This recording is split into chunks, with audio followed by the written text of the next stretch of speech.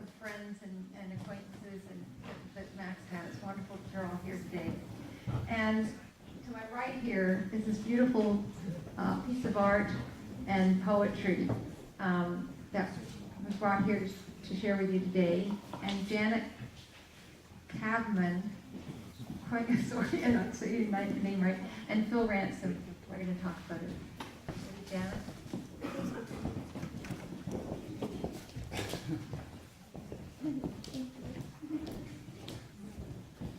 It's Kwomais, folks. Kwomais. I'm sorry. I actually didn't meet Max that long ago myself. It was only about 4 years ago, about the same time as Candace met him. And he was amazing. He was a storyteller that just blew me away. He got up, it was Dr. Seuss meets Shakespeare. It was amazing. I was like, wow, I was so in awe of that man. And from that point, I met him so many times, and every time I saw him, he always made me smile. He always made me laugh. And he always helped. I put together little events and such all over the place. And he was always there to lend a hand or to get up on stage and inspire people and speak to them. In fact, the Christmas before last, Estelle came out with Max, and we had put together, he was doing a show all over called Caroling Capers for Christmas Kids. And so I asked him if we could put together a venue and if he'd join our little town onto his tour. And he said, sure, he was there, he'd be there. And so we set it all up. We had posters and flyers, we had everything out. We rented a church hall, and I brought in a special guest singer. She was a beautiful young lady. She sings like a dove, and they got together, and despite all of the advertising and all the promotion we had done, by the time it all come to a head, it turned out we had one paying customer. So don't book a show on the 20th of December. It just doesn't work. So, but Max got up there and he says, we'll do it anyways. He says, we're going to do it for all the kids that are here. And I looked around, and there was like 6 of us there, and now nobody was under 40. Okay, well, we go ahead, but he put his heart into it, and he did an amazing show. And we moved all the cameras up and everything so that it looked like, there was a big crowd in front of the cameras. Yeah, but he did an amazing show. He put every effort into it. Whenever we went to an event or a poetry reading or something like that, he would usually sit beside me. And when we were listening to the other poets, he'd always tell me little stories and stuff like that, and he always made me laugh.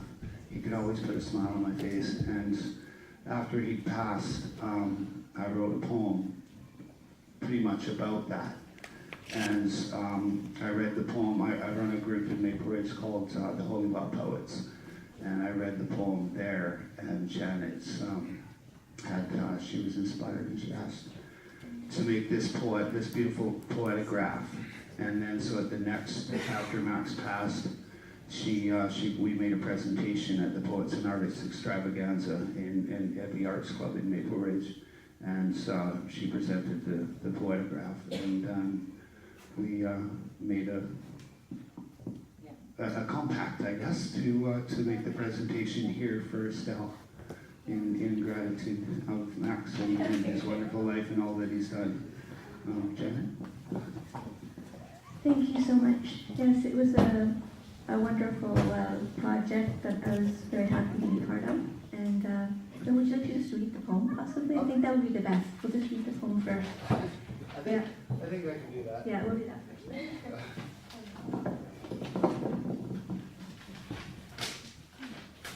I should have got a piece of paper that doesn't fold and roll up into the wall.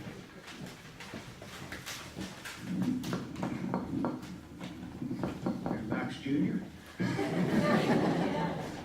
It's true, he's always there to trace the mic. And it's just titled Max. It's actually Janet blended it into the picture, so it's actually written into the picture itself. Memories of a laughing man run through my mind. I turn the pages and I find him there, smiling a little smile, singing a happy song, laughing right out loud while the story unfolds and everybody laughs along. A little smile sits upon my lips as I picture him on that stage, creating worlds of make-believe where puppets come out to play. I laugh a little bit, then remember why, and begin to cry. And I hear his voice, and the tears subside.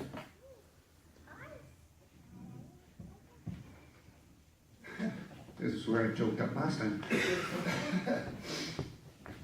And I laugh a little bit as the story unfolds, and everybody laughs along with the wonderful worlds of make-believe he created in story and song. I want to sit a little closer to the man who made me laugh and feel the peace and joy I felt every time I sat.